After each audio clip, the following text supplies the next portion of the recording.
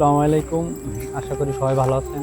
আজকে আমি আপনাদের এমন একটা জায়গা দেখাবো যেখানে মালয়েশিয়া যারা অবৈধ আছে তারা কিভাবে কোন জায়গায় থাকে। আমি নিজেও কোন জায়গায় থাকি এটা আপনাকে দেখাবো। আজকে আমরা এক জায়গায় জঙ্গলের ভিতরে ঢুকতেছি। এটা খুবই এমন একটা জায়গা যেখানে দিনই মানে আসতে ভয় করে, আর সেখানে তো রাত্রে গিয়ে থাকে প্রবাসী। তাহলে প্রবাসীরা কতটা কষ্ট করে আপনারা দেখেন। আমি এখন যেখানে যাচ্ছি সেটা একটা জঙ্গল। এখানে যারা পারমিট নাই যাদের তারাই থাকে। এখানে ছোট ছোট ঘর বানায় থাকে।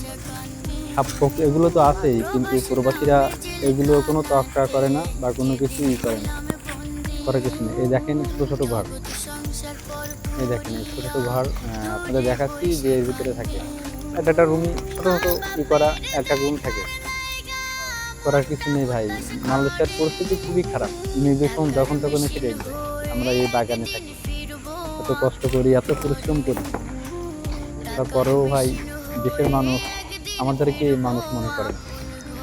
এই জঙ্গলে থাকি, এই জঙ্গলে মনে করেন সাপ তো আছেই, পালানা করুক যদি কোনো কিছু হয়। বাংলাদেশে ইন্দোনেশিয়া থাকে। যারা মালয়েশিয়া আসবেন,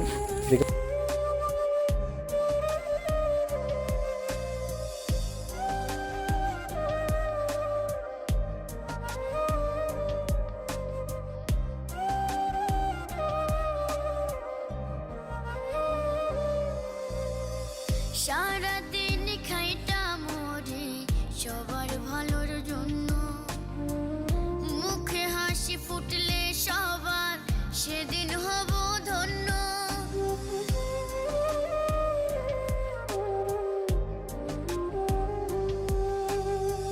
সারাদিন খাইটা মরি সবার ভালোর জন্য, মুখে হাসি ফুটলে সবার সেদিন হব ধন্য। মা বাপের দেখার লাইগা মনটা হুতাশ করে, টাকার মেশিন হয়ে একদিন ফিরবো আপন ঘরে। টাকার মেশিন হয়ে একদিন ফিরবো আপন ঘরে।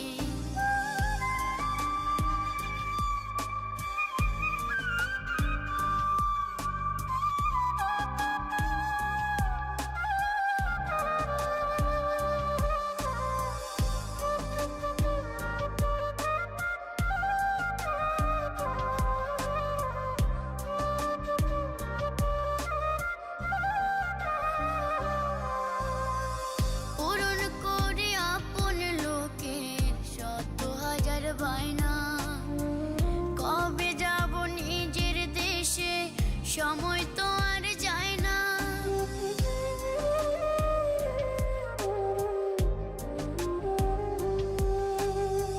পূরণ করে আপন লোকের শত হাজার বায়না, কবে যাব নিজের দেশে সময় তো